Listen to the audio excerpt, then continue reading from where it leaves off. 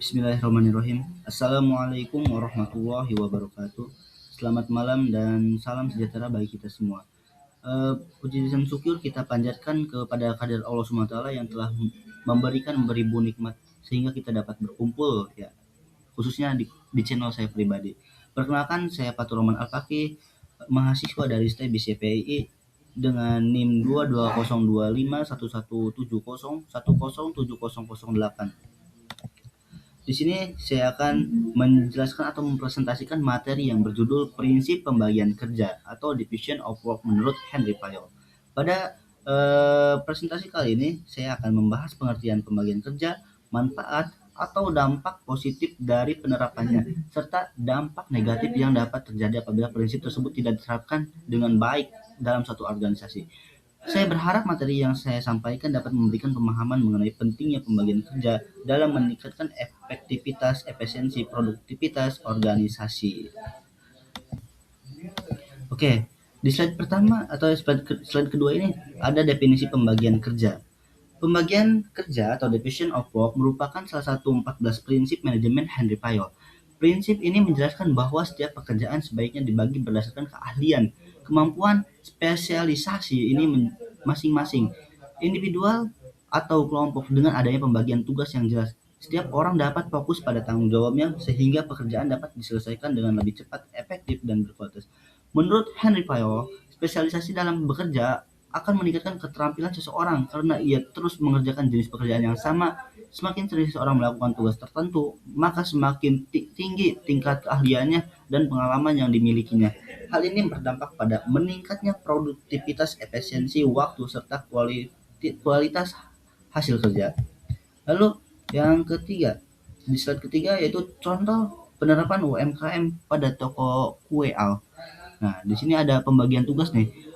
Pada toko kue Al, membagi tugas secara jelas. Pemilik mengelola pembelian bahan baku, karyawan produksi bertugas membuat kue, dan bagian pemasaran mengurus penjualan atau promosi kepada pelanggan. Nah, dari dampak atas pengorganisasian tersebut, yaitu dapat menjadikan pembagian tugas yang terstruktur dan meningkatkan kecepatan produktivitas secara signifikan. Spesialisasi kerja menghasilkan produk berkualitas lebih konsisten dan meningkatkan kepuasan pelanggan secara nyata. Lalu di slide selanjutnya ada beberapa dampak positif. Nah, dampak positif dari pembagian kerja ini yaitu memberikan banyak manfaat bagi organisasi maupun karyawan. Dengan adanya pembagian tugas berdasarkan kemampuan dan keahlian, pekerjaan menjadi lebih terarah, efisien, dan menghasilkan kualitas yang lebih baik. Beberapa ini ada 4 ya dampak positifnya. Yang pertama itu efisiensi dan produktivitas. Pembagian kerja membuat setiap karyawan fokus pada tugas yang menjadi tanggung jawabnya. Hal ini mengurangi waktu yang terbuang untuk mempelajari berbagai jenis pekerjaan sekaligus sehingga pekerjaan dapat diselesaikan lebih cepat, produktivitas perusahaan meningkat.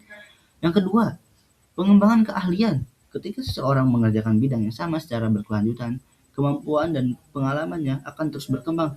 Spesialisasi memungkinkan karyawan menjadi lebih ahli dalam pekerjaannya sehingga mampu menghasilkan kinerja yang lebih baik dan profesional.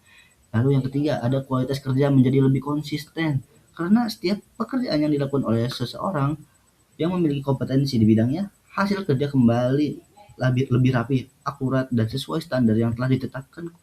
Konsistensi kualitas ini juga membantu meningkatkan kepuasan pelanggan dan mengurangi kesalahan dalam proses kerja.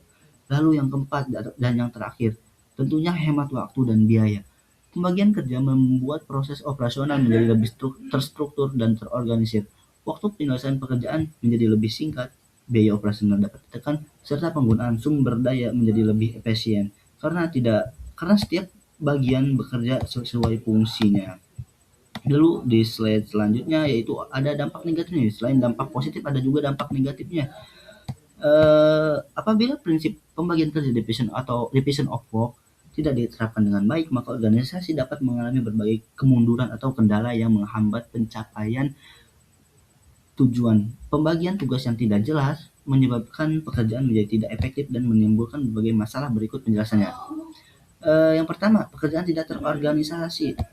Tanpa pembagian kerja yang jelas, tugas dan tanggung jawab setiap karyawan menjadi tidak terarah. Akibatnya, Pekerjaan dapat saling tumpang tindih dan bahkan ada tugas yang tidak dikerjakan sama sekali.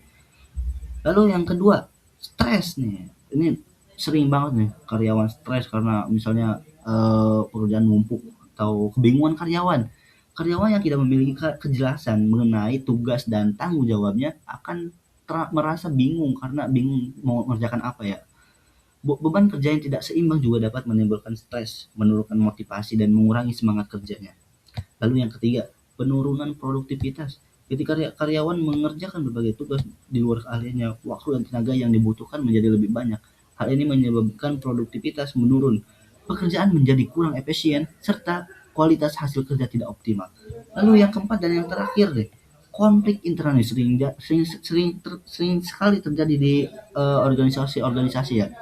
Ketidakjelasan pembagian tugas dapat memicu konflik antar pegawai atau konflik antar tugas ya.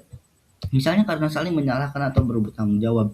Selain itu penggunaan waktu, tenaga, dan sumber daya menjadi tidak efisien sehingga dapat menghambat pencapaian tujuan organisasi. Oke, next. Oke, di sini ada kesimpulannya. Kesimpulan dari slide-slide sebelumnya. Kesimpulan dari pembagian kerja atau division of work merupakan salah satu prinsip penting dalam manajemen. Menurut Henry Fayol yang menekankan pembagian tugas berdasarkan keahlian, kemampuan, dan spesialisasi setiap individu. Dengan adanya pembagian kerja yang jelas, setiap karyawan dapat fokus pada tanggung jawabnya, sehingga pekerjaan dapat diselesaikan secara efektif, efisien, dan menghasilkan kualitas yang sangat baik.